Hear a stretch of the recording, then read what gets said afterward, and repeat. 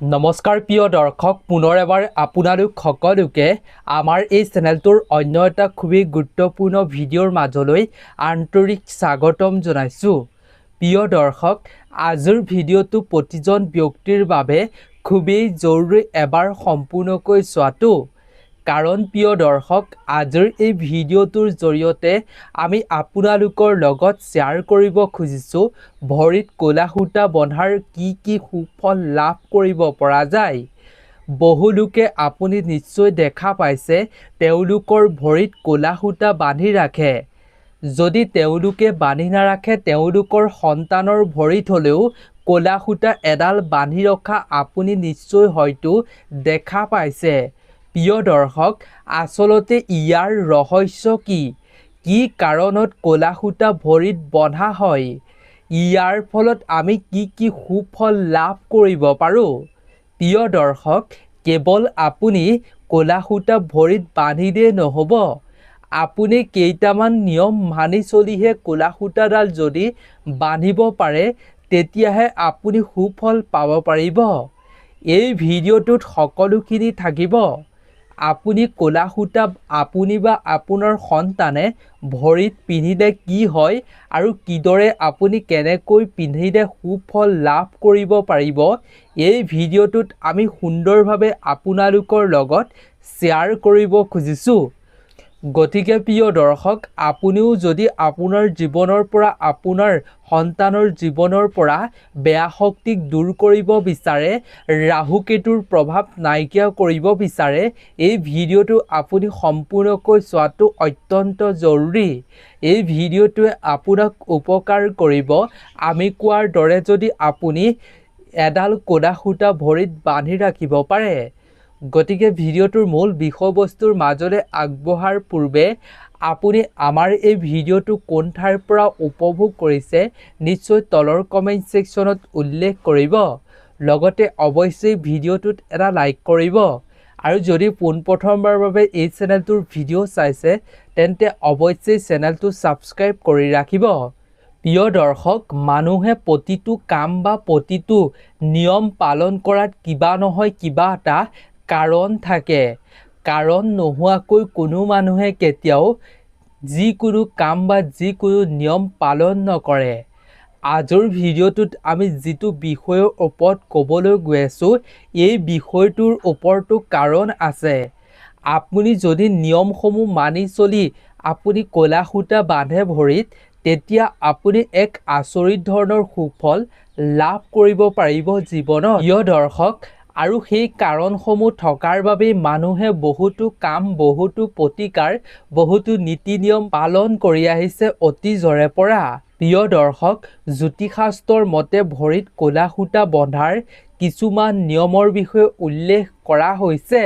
যদি আপুনি এই নীতি নিয়মবোৰ মানি নচলাকৈ আপোনাৰ ভৰিত যদি ক'লা সূতা বান্ধিছে, নাইবা আপুনি আনে বন্ধা দেখি যদি আপোনাৰ ভৰিটো ক'লা সূতা বান্ধিছে, আপোনাৰ সন্তানৰ ভৰিটো যদি ক'লা সূতা বান্ধিছে আনৰ সন্তানৰ ভৰিত বন্ধা দেখি, তেতিয়াহ'লে কিন্তু বেয়া প্ৰভাৱ আপোনাৰ ওপৰতেই, আপোনাৰ সন্তানৰ ওপৰতেই পৰিব।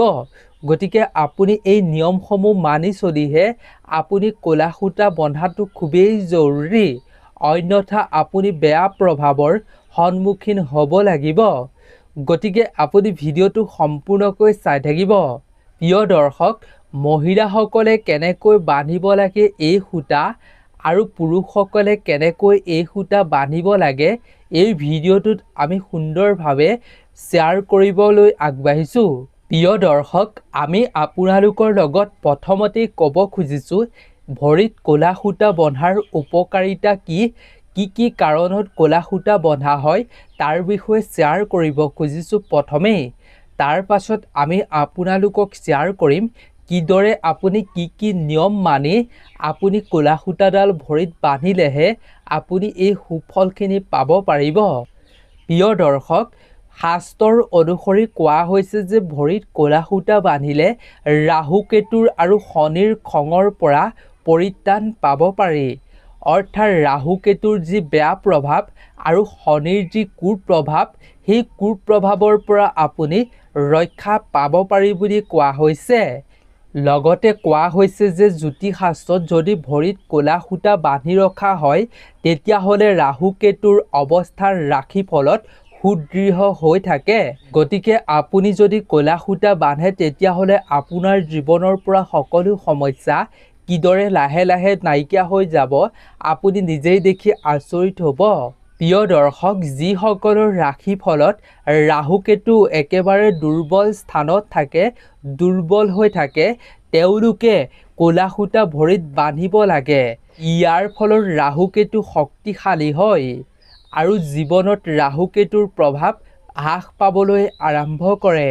শাস্ত্ৰত বিশ্বাস কৰা হৈছে যে আমি ক'বলৈ গৈ থকা এই নিয়মসমূহ মানি এডাল যদি আপোনাৰ ভৰিত নাইবা সন্তানৰ ভৰিত আপুনি ক'লা সূতা বান্ধি ৰাখে তেতিয়াহ'লে ৰাহু কেতু আৰু ভগৱান শনি দেৱতা সুখী হয় আৰু জীৱনৰ পৰা বহুতো সমস্যা স্বয়ংক্ৰিয়ভাৱেই সমাধান হ'বলৈ আৰম্ভ কৰিব।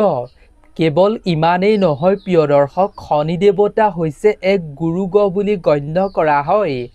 যাৰ ওপৰত শনি দেৱতাৰ কুদৃষ্টি পৰিব তেওঁ জীৱনত কেতিয়াও ধৈৰ্য্যৰে কোনো বাধা বিঘিনি নোহোৱাকৈ কোনো কাম সম্পূৰ্ণ কৰিব নোৱাৰা হৈ পৰে। আধাতে যিকোনো কাম আধৰুৱা কৰিবলগীয়া হয়, কাৰণ তেওঁৰ ওপৰত শনি দেৱতাৰ কুপ্ৰভাৱ পৰি আছে। আৰু তেনে ব্যক্তিসকলে আমি ক'ব খোজা এই নিয়মসমূহত যদি এডাল ক'লা সূতা বান্ধি ৰাখে নিজৰ ভৰিত তেতিয়াহ'লে শনি দেৱতা সুখী হ'ব আৰু তেওঁলোকৰ জীৱনৰ পৰা শনিৰ কুপ্ৰভাৱ হ্ৰাস পাবলৈ আৰম্ভ কৰিব আৰু ঘৰখনত অশান্তি আৰু আৰ্থিক সংকটো দূৰ হ'বলৈ আৰম্ভ কৰিব। প্ৰিয় দৰ্শক, এতিয়া কথাটো হৈছে যে পুৰুষ আৰু মহিলাই কোনটো ভৰিত পিন্ধিব লাগিব। পুৰুষে কোনটো ভৰিত পিন্ধিব লাগিব এই ক'লা সূতা আৰু মহিলাসকলে কোনটো ভৰিত পিন্ধাটো অতি ফলদায়ক আৰু শুভ বুলি শাস্ত্ৰত কোৱা হৈছে। প্ৰিয় দৰ্শক, জ্যোতিষশাস্ত্ৰৰ অনুসৰি যিসকল পুৰুষে নিজৰ ভৰিত ক'লা সূতা বান্ধিব বিচাৰে তেওঁলোকে মঙ্গলবাৰৰ দিনা ক'লা সূতা বান্ধিব লাগিব। আৰু কোনটো ভৰিত তেওঁলোকে বান্ধিব লাগিব সেইটো আপুনি জানি লওক। পুৰুষসকলে সদায় সোঁ ভৰিত ক'লা সূতা বান্ধিব লাগিব। সোঁ ভৰিত ক'লা সূতা বান্ধাটো অতি ফলদায়ক পুৰুষসকলৰ বাবে। যদি সোঁ ভৰিত ক'লা সূতা মঙ্গলবাৰৰ দিনা বান্ধে তেতিয়াহ'লে শনি গ্ৰহ ৰাশিফলত শক্তিশালী হৈ থাকিব। লগতে ৰাহু কেতুও আপোনাক জীৱনত কেতিয়াও অশান্তি বা আমনি নকৰে। আৰু মহিলাসকলে কোনটো ভৰিত পিন্ধিব লাগিব এইবাৰ তেওঁলোকে জানি লওক। প্ৰিয় দৰ্শক, মহিলাসকলে যেতিয়া ক'লা সূতা বান্ধিব তেওঁলোকে বাওঁ ভৰিত পিন্ধিব লাগিব। মহিলাসকলৰ বাবে বাওঁ ভৰিত পিন্ধাটো অতি ফলদায়ক। প্ৰিয় দৰ্শক, যিসকল অবিবাহিত যুৱতী আছে তেওঁলোকে শনিবাৰৰ দিনা ভৰিত ক'লা সূতাডাল বান্ধিবলৈ চেষ্টা কৰিব লাগে। ইয়াৰ ফলত তেওঁলোকৰ বিবাহত দুখ থাকিলেও দূৰ হয় আৰু মানসিক শান্তি লাভ কৰিবও পাৰে আৰু তেওঁলোকে স্বাস্থ্যৰ ক্ষেত্ৰতো ভাল ফল লাভ কৰিবলৈ সক্ষম হ'ব পাৰে। সেইবাবে অবিবাহিত যুৱক যুৱতীসকলে শনিবাৰে ভৰিত ক'লা সূতা বান্ধিবলৈ চেষ্টা কৰিব লাগে। এইবাৰ আপুনি জানি ল'ব লাগিব কেনেকৈ ক'লা সূতাডাল বান্ধিব লাগিব। প্ৰিয় দৰ্শক, ১ নম্বৰতে হৈছে ক'লা সূতাডাল আপুনি সদায় যেতিয়া বান্ধিব তেতিয়া আপুনি ৯টা গাঁঠি দি বান্ধিব লাগিব। যিটো গাঁঠি দিব সেই গাঁঠিটোত আপুনি 9টা গাঁঠি দিহে পিন্ধিব লাগিব। তেতিয়াহে আপুনি সুফল পাব পাৰিব বুলি শাস্ত্ৰত কোৱা হৈছে। লগতে এইটো মন কৰিব যাতে আপুনি যিটো হাতত বা যিটো ভৰিত ক'লা সূতাডাল বান্ধিব 9টা গাঁঠি দি সেই ভৰিটোত বা সেই হাতটোত বেলেগ ৰঙৰ কোনো ধৰণৰ সূতা যাতে হাত ভৰিটোত নাথাকে তাৰ প্ৰতি আপুনি লক্ষ্য ৰাখিব। যিটো হাতত বা আপুনি ভৰিত বান্ধিব সেই ভৰিটোত নাইবা হাতটোত আপোনাৰ কেতিয়াও বেলেগ ৰঙৰ ৰছী বান্ধি নাৰাখিব আপুনি, নহ'লে কিন্তু আপুনি ইয়াৰ সুফল পাব নোৱাৰিব। ২ নম্বৰতে হৈছে শুভ সময়ত আপুনি পিন্ধিব লাগে ক'লা সূতাডাল। যদি আপুনি শুভ সময়ত এই ক'লা সূতাডাল পিন্ধিব পৰা নাই তেতিয়া যিকোনো এজন জ্যোতিষীৰ লগত আপুনি পৰামৰ্শ লোৱাটো জৰুৰী। প্ৰিয় দৰ্শক, ৩ নম্বৰতে হৈছে ক'লা ৰং শনি ভগৱানৰ অতিকৈ প্ৰিয় আৰু এই ক'লা ৰঙৰ সূতা পিন্ধিলে শনি গ্ৰহৰ প্ৰভাৱৰ পৰা আপুনি মুক্ত হ'ব পাৰিব। ৪ নম্বৰতে হৈছে ক'লা সূতা পিন্ধাৰ পাছত আপুনি প্ৰতিদিনে গায়ত্ৰী মন্ত্ৰ জপ কৰাটো অতি ফলদায়ক। ইয়াৰ ফলত আপোনাৰ শুভ প্ৰভাৱ বৃদ্ধি হ'বলৈ আৰম্ভ কৰিব। গায়ত্ৰী মন্ত্ৰ আপুনি আবৃত্তি কৰিলে নিৰ্দিষ্ট সময়ত আপুনি জপ কৰিব লাগে। আপুনি এটা নিৰ্দিষ্ট সময় ঠিক কৰি ল'ব, সেই সময়ত আপুনি গায়ত্ৰী মন্ত্ৰ জপ কৰাটো অতি শুভ বুলি কোৱা হৈছে। ৫ নম্বৰতে হৈছে প্ৰিয় দৰ্শক, ঘৰৰ আপোনাৰ দুৱাৰত যদি এটা নেমু লৈ যদি নেমুটো ক'লা সূতাৰে আপুনি বান্ধি লৈ যদি ঘৰৰ মুখ্য দুৱাৰত আঁৰি ৰাখে তেতিয়াহ'লে আপোনাৰ ঘৰলৈ ঋণাত্মক শক্তি কোনোদিন কেতিয়াও কোনো প্ৰকাৰেই প্ৰৱেশ কৰিব নোৱাৰিব। দূৰৰ পৰাই দূৰ হ'ব ঋণাত্মক শক্তি।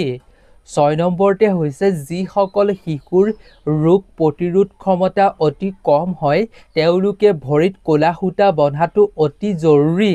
যদি ভৰিত তেওঁলোকে ক'লা সূতা বান্ধে তেতিয়াহ'লে সেই ৰোগৰ বিৰুদ্ধে যুদ্ধ কৰিবলৈ তেওঁলোকে যুঁজিবলৈ সাহস লাভ কৰিবলৈ সক্ষম হয়। ৭ নম্বৰতে হৈছে প্ৰিয় দৰ্শক, ক'লা ৰঙৰ তাপৰ শোষণ কৰাৰ শক্তি আছে। এইদৰে ই ঋণাত্মক শক্তিৰ পৰা আপোনাক দূৰত ৰখাত সহায় কৰিব, আপোনাক ঋণাত্মক শক্তিৰ পৰা বচাই ৰাখিব। ৮ নম্বৰতে হৈছে এই ক'লা সূতা বন্ধাৰ ফলত শনিৰ দোষৰ নেতিবাচক প্ৰভাৱৰ পৰা ৰক্ষা কৰে। ভৰিত পিন্ধিলে আপোনাৰ জীৱনৰ সকলো সমস্যা লাহে লাহে নোহোৱা হৈ যাব। ৯ নম্বৰতে হৈছে প্ৰিয় দৰ্শক, মানুহে অশুভ দৃষ্টিৰ পৰা হাত সাৰিবলৈ নিজৰ হাত ভৰি ডিঙিত তেওঁলোকে ক'লা সূতা বান্ধে। যদি আপুনি মানুহৰ কুদৃষ্টিৰ পৰা শত্ৰুৰ পৰা আপুনি বাচি থাকিব বিচাৰে তেন্তে আপুনি ক'লা সূতা পিন্ধিব লাগে। এই ক'লা সূতা পিন্ধিলে আপোনাক বিভিন্ন প্ৰকাৰে সহায় কৰিব। ১০ নম্বৰতে হৈছে ভৰিত ক'লা সূতা বন্ধাৰ পৰম্পৰা আমাৰ প্ৰাচীন ইতিহাসৰ পৰাই চলি আহিছে। শাস্ত্ৰৰ অনুযায়ী ক'লা সূতা পিন্ধিলে বহুতো উপকাৰ পোৱা যায়। প্ৰিয় দৰ্শক, কেৱল ইমানেই নহয়, ভৰিত ক'লা সূতা পিন্ধিলে জীৱনত আচৰিত ধৰণৰ পৰিৱৰ্তন আনে।